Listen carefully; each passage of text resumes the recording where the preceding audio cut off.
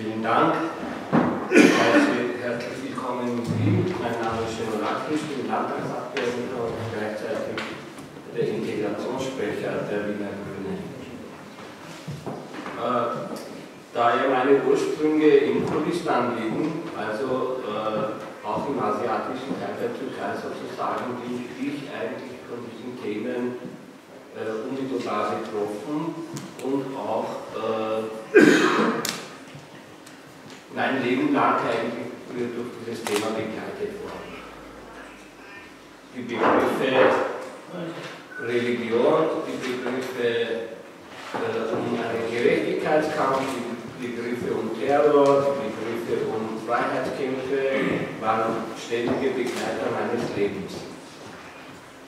Wenn ich heute hier diese Begriffe in unterschiedlichen Zusammenhängen höre, dann holt mich meine Geschichte ein bisschen ein, wo ich denke, wohin steuern wir und welche Rolle spielen diese Begriffe derzeit in meinem Leben.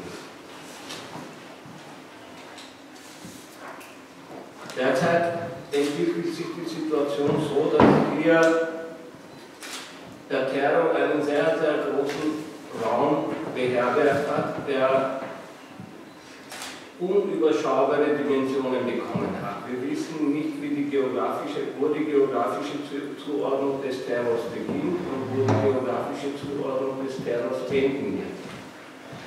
Die sogenannten Organisationen Islamischer Staat oder Al-Qaida oder Boko Haram oder sonstige ähnliche Organisationen üben Gewalt so aus, dass wir eigentlich nicht gewohnt sind. Die Dimension dieser Gewalt, die auch an die Öffentlichkeit präsentiert wird, ist erschreckend. Es ist nicht nur so, dass wir in vereinzelt kleineren Regionen mit kleineren Gruppen, die Kalaschnikow oder sonstige Gewehre in der Hand haben, die gegen eine Macht oder Übermacht kämpfen, beziehungsweise ihre Existenz dadurch legitimieren, dass sie gegen Armut oder soziale Schieflagen kämpfen, sondern der Anspruch dieser Organisationen ist, dass sie die Welt verändern. Das ist eine sehr, sehr differenzierte Herangehensweise zu allen anderen bisherigen Gewaltformen. Die zweite erschreckende Form dieser Gewalt ist, dass sie Menschen versklaven, das heißt vor allem Frauen und Kinder versklaven, neue Lebensformen, neue Gesetze entwerfen, die eigentlich im 21. Jahrhundert keinen Platz haben sollten. Die Schwierigkeit, die wir in Europa mit dieser Organisation oder mit diesen Organisationen haben, ist, dass sie in erster Linie auch auf einen furchtbaren Tod in Europa stoßen. Das heißt, es gibt Tausende von Kämpfer und Kämpferinnen, die für IS vor allem, aber auch für Al-Nusra oder für Al-Qaida in anderen Ländern kämpfen gehen, obwohl sie hier in Europa auf die Welt gekommen sind, beziehungsweise hier aufgewachsen sind. Dieses Phänomen ist eigentlich auch etwas Neuartiges, weil wir vorher in dieser Dimension dieser Entwicklung nicht erlebt haben. Wir haben im 21. Jahrhundert in Wien, in Europa auch Lebensweisen, die hier in Opposition zu Lebensweisen der europäischen Geschichte stehen, beziehungsweise der sogenannten Werteskala nicht entsprechen, sondern einfach einen anderen Lebensentwurf in den Raum stehen. Hier uns mit diesem Thema auseinanderzusetzen, ist einer der zentralen Punkte unseres Zusammenlebens. Wohin führt unser Zusammenleben, welche neue Regeln entstehen, welche neue Gedanken entstehen und wie werden wir hier gemeinsam eine Zukunft gestalten.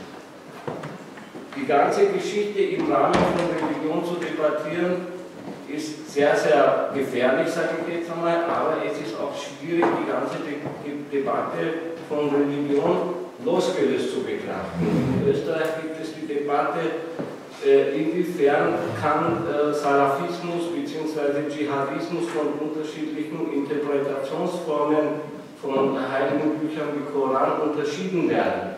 Gibt es einen Zusammenhang zwischen dem moderaten Islam bzw. zwischen den heiligen Schriften, zwischen den Hadithen Verhaltensweisen von terroristischen Organisationen wie Islamischer Staat.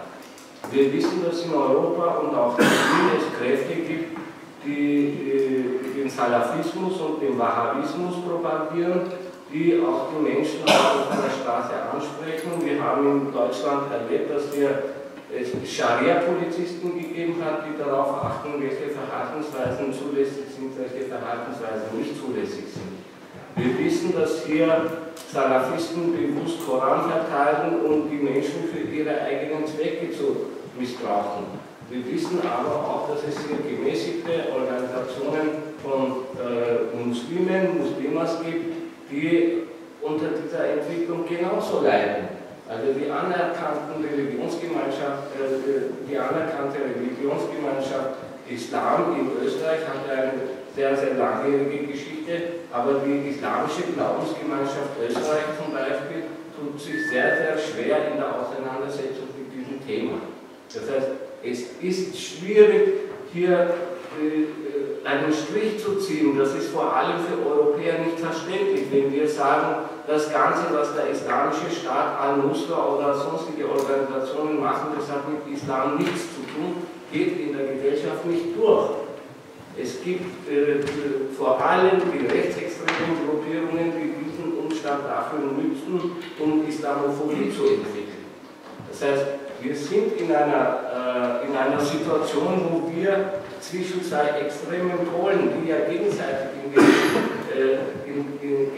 in die eigenen Hände spielen sozusagen. Das heißt, die Rechtsextremisten, Pegida, FPÖ in Österreich, andere nationalsozialistische Organisationen nutzen die Situation, um die Feindschaft zwischen den Religionen bzw. den Konflikt zu schärfen. Auf der anderen Seite beobachten wir aber eben auch Aktivitäten des Islamischen Staates bzw. Al-Nusra und Al-Qaida, die sich auf die Religion stützen und auf die Verse in Religion stützen und das wirklich missbrauchen. In diesem Gefüge haben wir, ich möchte jetzt erzählen, was wir im Zusammenhang von Bekämpfung von Radikalisierungen und Extremismen in Wien tun, weil wir ja in Wien in der Regierung sind. Also die SPÖ und die Grünen bilden derzeit die Stadtregierung und wir haben hier im Laufe des vorigen Jahres festgestellt, dass immer mehr junge Menschen, aber auch Erwachsene für den Krieg in Irak und in Syrien rekrutiert werden. Derzeit befinden sich ungefähr laut Informationen des Verfassungsschutzes 170, 177 Menschen aus Österreich, aus Wien, die meisten aus Wien, in Irak und in Syrien, in den Reihen des Islamischen Staates. Aufgrund dieser Tatsache haben wir in Wien beschlossen, dass wir, im Gemeinderat haben wir das beschlossen, dass wir die Sache angehen müssen und haben das sogenannte Netzwerk gegen Radikalisierungen, gegen Extremismus und für Prävention entwickelt. Das Ziel dieser Einrichtung ist, dass wir Jugendliche davon abhalten, eben in den Krieg zu ziehen und wir wollen auch die Jugendlichen davon abhalten, dass sie sich extremistischen Tendenzen anschließen. Unter der Rigide von Kinder- und Jugendanwaltschaft, die Kinder- und Jugendanwaltschaft ist eine Einrichtung der Stadt Wien, haben wir das Netzwerk eingerichtet, wo wir sämtliche Magistratsabteilungen, vor allem die mit den Schulen und mit den Integrationsprozessen konfrontiert sind, eingebettet. Wir haben nachher auch die Kindergärten genommen, weil auch die Auseinandersetzung um die Kindergärten gegeben hat.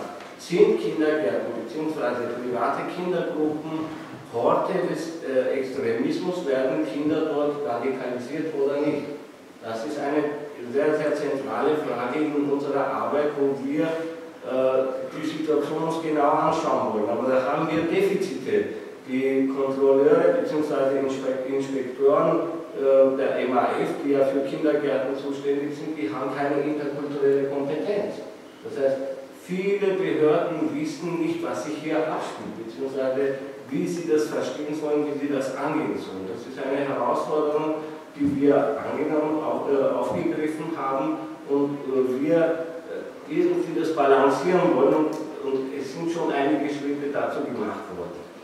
Die zweite Ebene, die wir angehen, ist der gesamte Bereich von Jugendlichen. Jugendliche werden in den Schulen radikalisiert. Das heißt, die Schulen sind nicht nur Begegnungsstätten oder Lernorte, sondern sie sind auch mittlerweile Orte für Radikalisierung geworden, ohne das zu übertreiben, sage ich mal. Ja? Viele Jugendliche werden vor den Schulen angesprochen, beziehungsweise in den Schulen angesprochen. Und hier haben wir gesagt, wir werden Präventionsarbeit, Sensibilisierungsarbeit mit Lehrern und Lehrerinnen leisten, weil die Lehrer und Lehrerinnen müssen ja verstehen, was mit Kindern und Jugendlichen passiert.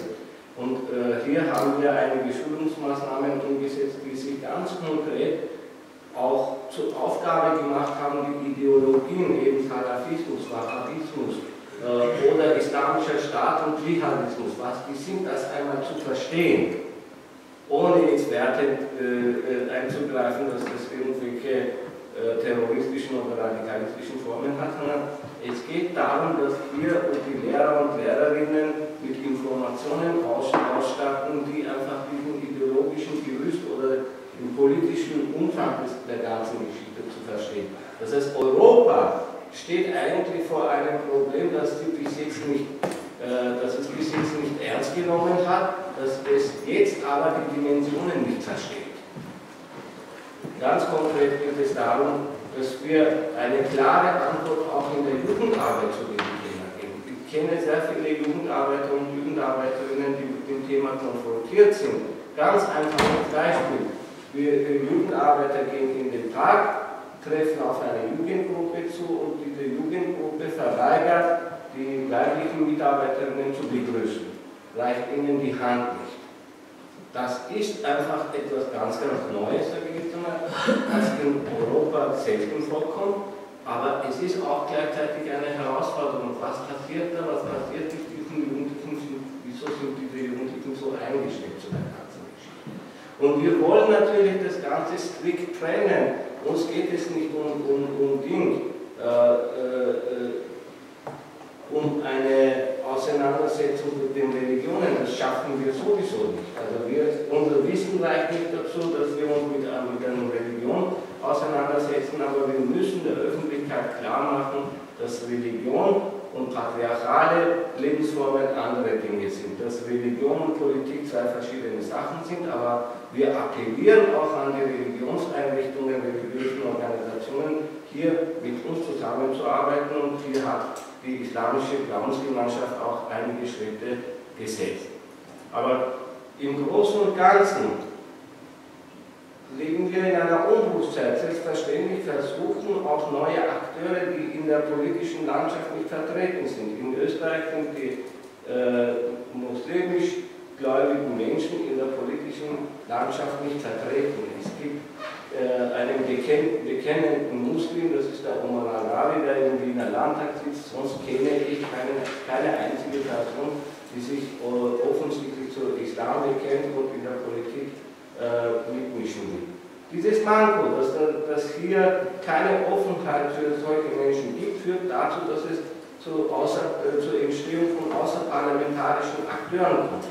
Also es gibt mittlerweile Vereine und Organisationen, die nicht nur ihre eigenen Interessen in Bezug auf Religion vertreten, sondern auch politische Ansprüche stellen.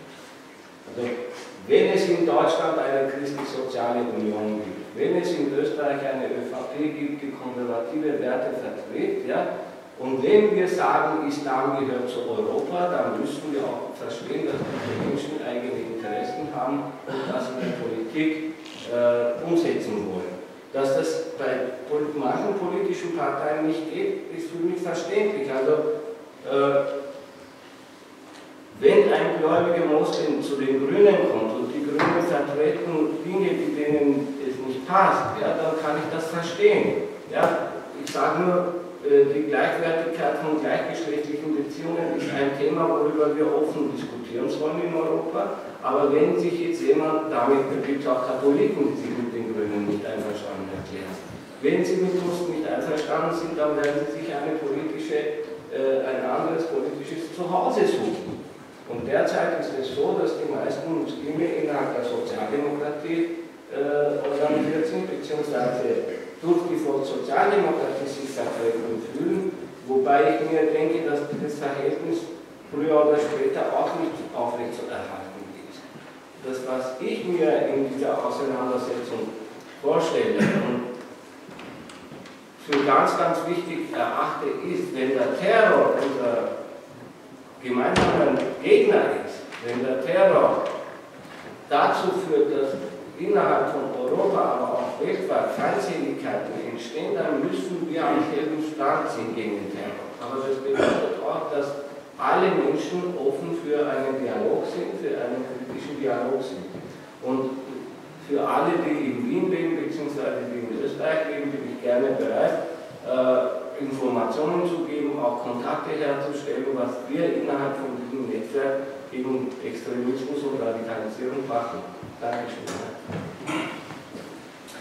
I thank you, Mr.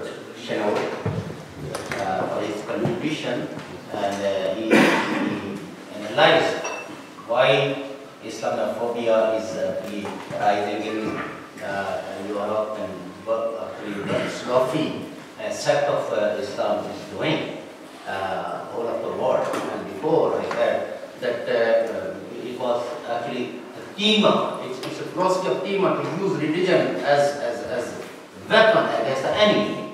And so all the religious groups, and especially the militant group, actually they follow the philosophy of tema. Before I invite the next speaker, I would like to thank you, Mr. and congratulate to Mr. Naeem Khan. He is for convening this important conference, and he is our long actually associates and contributors in United Nations forums and many other forums. So I personally and on my behalf of Alliance, I would like to congratulate him.